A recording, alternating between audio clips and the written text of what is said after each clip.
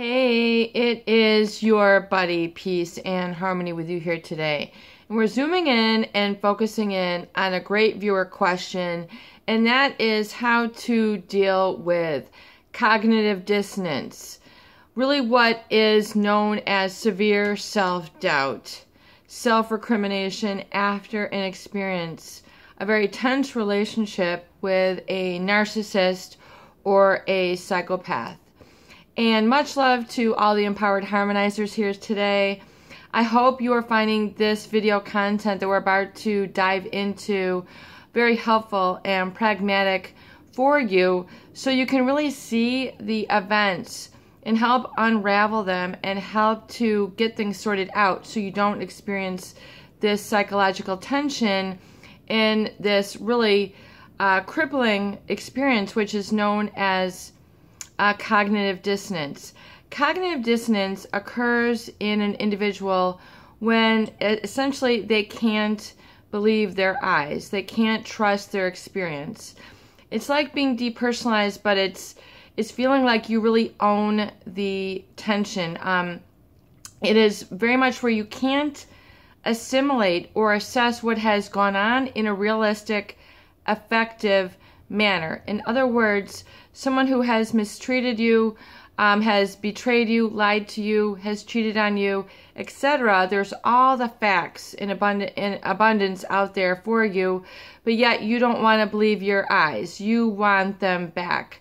You're willing to essentially lower your standards to the point where you have no standards, you have no boundaries, and you're just wanting to make excuses for this person and want them back at all costs, even if it means denying your own senses, denying your own reality, facing up to what has occurred and seeing reality for what it is. So that's really what happens when people get addicted or are on such a habituated relationship with a narcissist or a psychopath, in that they have then memorized such self-denial and are living by such profound self-doubt and self-disbelief or disbelief in self.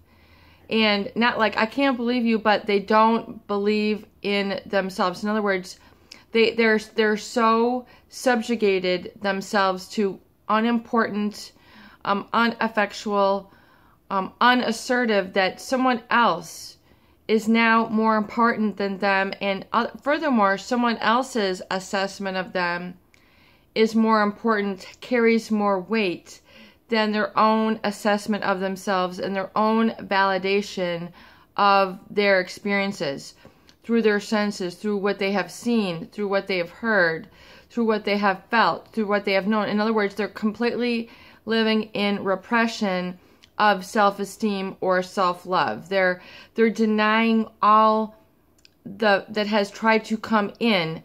In other words, their filter is completely blacked.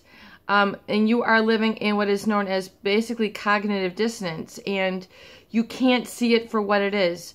This person is, has left you abandoned. They have called you names. They have not been there to satisfy your needs. They have left you in the middle of nowhere, yet you still feel like the relationship is going on. It still has a chance. Maybe we just need to work on it a little bit harder. You cannot see it for what it is, so you begin making up these mistakes. Well, maybe we are still meant to be together. Maybe I am losing this great man or this great woman. I think we should continue to work on this. So there's a complete disconnect.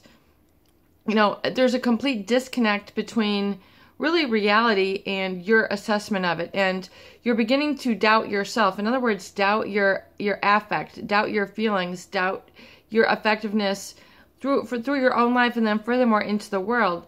And so this can be very, very, create quite a bit of tension and create quite a bit of regression in your life. In other words, where you continue a struggle way too long. You stay in a hurtful relationship way too long. You're unsatisfied, you're unfulfilled. You're waiting for this person to call. You're waiting for this person to patch things up. you're waiting, and, you know, you are not able to go on with your life. You know, you are not able to feel like maybe life is worth living, or, you know, you're waiting for this person to email you, text you, give you pictures, and then the flood of oxytocin occurs. Then the feel good. It's like you just ate 5 pounds of chocolate. Woo! Oh my God, life can continue. It's like you just had a 1 hour hug, you know, where you never stopped. You know, the oxytocin is flowing again. You are addicted to this relief of tension that the narcissist provides, that the psychopath provides. And this is a very dangerous thing. It can get very dangerous, especially when your life is on hold or a positive self-assessment is on hold for this person, because you're putting your complete driver's seat, complete control over your life and your feelings into this other person. Not only this other person, but their reaction to you, whether they're there for you, how they validate you, how they see you. In other words, it's like you've just transported your self-value, self-esteem into this one person. You've just basically given it up, handed it over to another person, said, here, you decide how my life is to be lived. Here, you decide if I'm important or not. Here, you determine if my life is worth living or not. I mean, you're giving up the operator's manual to this person, and, you know, that is creating the cognitive dissonance and this, you know, basically disconnect. And so to really get to the root of this, it's to know what has happened and to realize that there's no one more important to you than you. And you controlling your emotions. If you look at your heart, it is beating right now within your own chest. It's not beating, you know, in another person that's walking around out there right now. You own this one. You got this. You own it. You have to claim your internal real estate, as I call it. You have to own your right and claim to your perspective. You have to take ownership of the control master manual that is your emotions. You need to understand what emotions and what cognitions are. You might not have ever been taught this by your kindergarten teacher, first grade, your family, your religion. You might have not been taught this, but that is what psychology is for, and that's how important it is. But your emotions are the feelings within your body, which are either positive, joyful, jubilant, blissful, take you into better self-care and self-esteem, and then self-trust, which you can understand if you were to look at all those experiences and identify on how they feel. So if you can picture right now something that makes you joyful, I don't have to tell you what makes you joyful. You automatically know, just like you automatically know what tastes good to you and what tastes bad to you. You know, you have got this. You know, what makes you joyful? What makes you truly go, oh my God, yes? It can be music, it can be a picture, it can be a color, it can be a person. Let's not choose a person, but let's choose something outside of the narcissist, which makes you joyful. You know, what really makes you have an experience of awe? What makes you really go, wow, that is amazing, that is outstanding, that is incredible, that takes my breath away? You know, where do you really feel an experience of the sublime? You know, if the narcissist is not in the picture, what really makes you go, wow? You know, is it a mansion? Is it a natural formation? Is it, you know, an incredible natural landscape? Is it a mountain range? Is it the Grand Canyon? Is it Sedona, Arizona? Is it, you know, the Canadian Rockies? Is it going, you know, in the when you see pictures of the wild wilderness, where there's remote fishing or remote hiking, a beautiful sunrise, a beautiful sunset, perhaps a vacation that you've always wanted to take, beautiful areas in Hawaii or Turkey or Ireland where you've always wanted to travel, the, you know, savannas, the California coast. What really makes you go, man, that is amazing? It could be a beautiful car, it could be an art, a masterpiece of art, Monet, a Van Gogh, something that makes you go, wow, that really is cool. You know, and so when you feel that and feel that, that is your emotion in your body going, wow, I resonate with that. There is something there. There is something there that I admire, or something of the sublime, which means, you know, the otherworldly, other higher intelligence. There's something really, truly awesome about that. In other words, it's beyond man. It's beyond my problems. That really takes me there.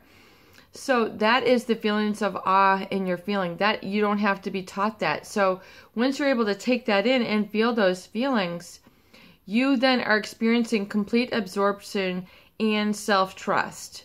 You know, you are believing, you are completely absorbed 100% in that experience. So if you take that, that is the feeling of awe or bliss. You know, sometimes when you just feel exhilaration, perhaps when you're in an airplane.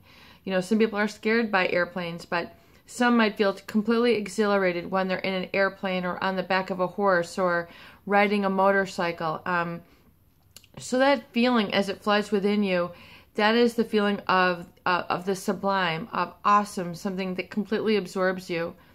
And then in those moments, you have complete and profound self-trust. In other words, you believe in yourself 100%. You are there. And so if you then also connect that, and as you see that picture within you with all the colors and the sounds and the feelings as it permeates your body 100%, now I want you to think of a moment when you truly experience this. And this is, you know, without, you know, if you did not have the negative tinging of the narcissist. So I want you to think of a personal experience that you possessed or have gone through or experienced with, you just had a complete awesome accomplishment. I mean, something where you truly felt like, wow, I really got this. And it could have been, you know, passing a grade or writing a paper or making a great meal, or where you're really proud of yourself, a painting that you did, a dance recital, graduating your high school, your college, your master's degree, your doctorate. Maybe you just made a huge business deal and you're like, man, pat on the back. Good one, man. You really got this. I am so proud of you. You know what you're doing. So, and when you have those moments, if you can recall them now, and then feel sort of that victory within you, that is self-trust. So that is the experience of complete and 100% belief in yourself. That is the feeling that you need to carry with you. And you need to be able to see clearly and feel clearly and have that resonate, that positive experience, and then have that permeate. Maybe you kind of get a color with it, like bright yellow or bright pink or something. Allow that to fuse within your body and feel that now. And also understand the clarity of thought that comes from feeling good. And the different filter that makes, where you take in information from your environment based on the positive versus on the cognitive dissonance or the negative, the sort of really severe cognitive dissonance that can occur when someone has told you, to the contrary. Now think, how it feels to the contrary when someone is insulting you, berating you, telling you you can't make it, you're not pretty enough, you're not smart enough, you're not talented, you're nobody special, you did not make it. I mean, feel the difference in your body. I mean, chances are you can feel your body curl up and start to roll down. That's the difference you can tell in your body of the physiology. In other words, the neurophysiology, the translation of information coming from your neurology, which is your central nervous system, which is basically impregnating or permeating your body with feelings which are connected to those nerves, and then going into the tissue, the sympathetic nerve system. How it all translates into the nerve tissue within your muscles, and then how that makes you hold yourself, and then furthermore, what you cast your eyes on, what you listen to, what you taste, the decisions, of how you move your body, the kinesthesiology, the feelings and sensations that touch your skin, and how different it is, and the messages that you then transmit onto your subconscious, and then how you determine or make your self-assessment. So as you can see, I hope in this short video you've been able to see the difference between how your body feels when it's engaged in completely focused and absorbed in the positive, as versus the negative. And you can understand then there's a physiology at play here, which means your body physique and your emotions, which gives you energy and then creates really an impact on your DNA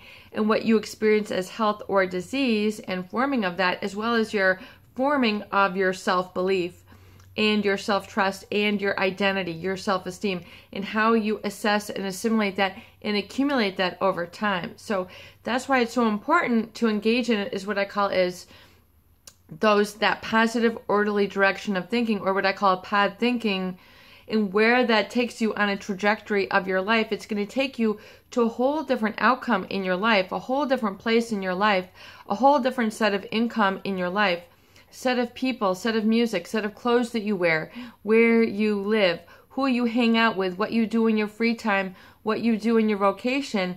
That all accumulates and builds into a whole different creation and outcome of your life and who you are, your identity, versus the negative orderly direction thinking, which leads to the cognitive dissonance, which leads to further gaslighting, which leads to the ruminations, the I can't sleep, the I am horrible, the I am not syndrome, basically a completely decrepit sense of self, where you have the obsessive thoughts, the obsessive behaviors. You are getting nowhere fast.